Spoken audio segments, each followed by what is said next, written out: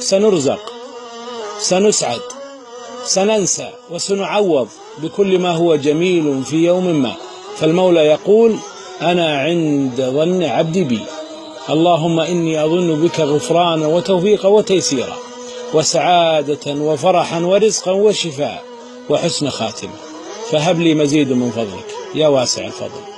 شعور مريح حين تتفكر وتتذكر أن الله يسمعك ويعلم خفايا قلبك، كلماتك التي لم تقلها لأحد، حزنك الذي لم تظهره، وأنه برحمته تعالى يخفف عنك حتى قبل أن تطلب.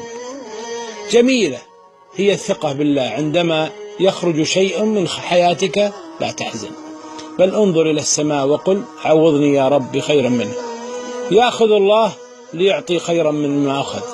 صبر جميل، فالحياة لها مصاعب لن نجتازها إلا بالصبر. قد يختبر الله صبرك حتى في مدى تحملك لغباء أفعالك أو غياب الجميع عنك أو حتى فوضى مشاعرك. ادعو الله كثيرا بترتيبها وكن من الصابرين. ما أحزن الله عبدا إلا ليسعده، وما أخذ منه إلا ليعطيه، وما ابتلاه إلا وقد أحبه.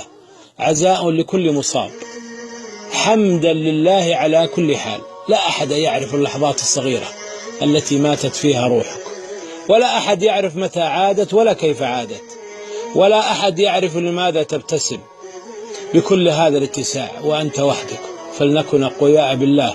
قد نمر بظروف نتمنى لو أن لنا جناحا نطير به من شدة يأسنا وقلة حيلتنا، وقد خلقنا ضعفاء في تحدي الظروف الهالكة، لكن الله زرع فينا حب الأمل، حب الحياة، وأننا نؤجر إن صبرنا، إن بكينا أو تعبنا.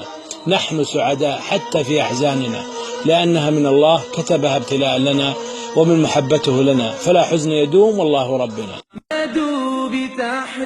ألم يا رب من فتح رسالتي هذه وسمعها افتح عليه بركات رزق السماء، رزقا من السماء والأرض، ومن نشرها بين العباد فأدخله جنتك بغير حساب ولا سابقة ولا عذاب، وفرج يا رب همومه.